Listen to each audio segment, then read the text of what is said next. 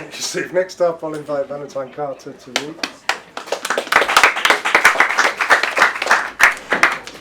Thank you. I'm going to read a couple of poems for my first half. I am, to be honest, a little bit worried about reading this one because it is about something really esoteric that no one has an opinion on, so you might have to bear with me. It's called Sonnet on the occasion of visiting Paris just before Brexit. Oh, forgive the wandering Brits, nouveau like Beaujolais to the breezy gateway of the Gare du Nord. Its charm not quite that of the Louvre or the Champs-Élysées. It does have, though, a Gothic foreboding like the Notre Dame, where impending doom lurks ugly as Quasimodo in the rafters, muttering baffling and baroque possibilities that peal like bells then in a Rococo development, contract into ornate deadlock. Just take me to La Salette for a croissant and some chocolat and forget Fitzgerald. I will lounge like Louis XVI, louche and aloof, observing as this bizarre spectacle leads itself, still full of bluster, to the guillotine. And the cry from the Rive Gauche, "You must be crazy," leaves me wondering, just what is the French for whoops-a-daisy?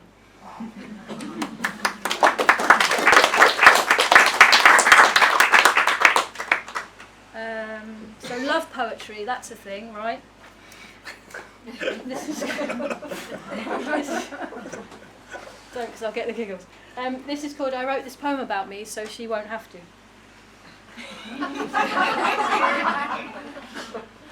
This unruly clown tumbles out of a clapped-out car, all windmill-limbed keenness, daft Labrador grin, hectic, a whirling compass needle or else a Geiger counter, sensitive as blistered heels, convinced there is not, and never could be, a beret-headed mime around each corner caught on a length of rope. But listen, there is the coded rhythm of near ultimatums like so much holiday luggage thrown downstairs, relieved of the sudden burden of a final straw polished as if antique, an iron lung in an auction house, gasping for bathos now, still pale-faced and baggy-trousered, reeling, tripping over canoe-toed shoes, trying to say, look, the big top, all collapsed and crumpled, is from a safe distance quite amusing in its own way, and in that way, so like a porcupine in a whoopee cushion.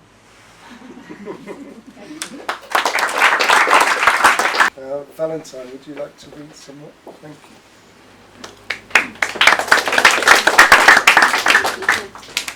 I haven't got any bright remarks to make about this, so I'm just going to read it. It's called All I Want Is More Than You Can Ever Give Me. It's not a poem. It never is. 3 children stand in their local park, chaperoned and duffled against the cold spring morning.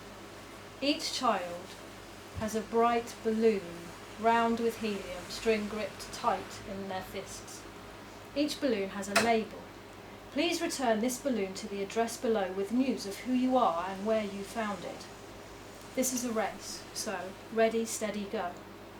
2 children will release their balloons, and one will make it as far as a large town 14 miles away, where it will snag in a tree and be returned as instructed in a neat brown envelope. The other will somehow escape its string, raspberry around, at first giddy and comic and then alarming, landing in limp dejection on the damp grass. One child hesitates, then doesn't let go. As her hair fills with static and her soles peel from the earth, everyone points, shouts, "Look, it's Winnie the Pooh," it's the children. Or, "Quick, grab her feet, shit," parents. But she escapes beneath her blue balloon. She rises with great purpose and direction, leaving their organised fun and hollow authority far behind. She climbs. The town falls away. It seems to become a map of itself. Roads become ribbons, buildings become boxes. There go the schools, the offices. Everything flattens. The horizon spreads. She can see more towns and cities. She soars away higher. She puzzles migrating birds, agitates airline pilots. She gathers speed. Arrows through the boozy drag of fat clouds. The world turns towards evening, freckled with lights. She races away into the star-stifled sky, up and up, until the continents shrink and the oceans puddle, on and on, until the very place where the earth and the cosmos hinge. She stutters for a moment, or an age, caught there on the horizon of a decision, to go, to return, the weight, the density snags her, sticks her, suddenly still then. Her balloon tugs her free. Let's go, let's go! She floats, weightless now, past the slingshot tin can satellites, the furthest flung flags thrust into these distant territories.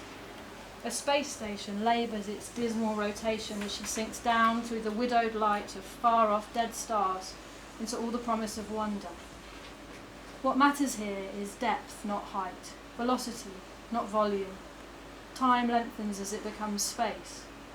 The possibilities are vast way out here, alone, far away from the Velcro quotidian, surrounded by unmade and unbegun universes hanging silent among bright lights, waiting for their histories to start, ready for the bang. At last, she is seduced by the romance of potential and an epoch arrives. She bobs, buoyant. She lives.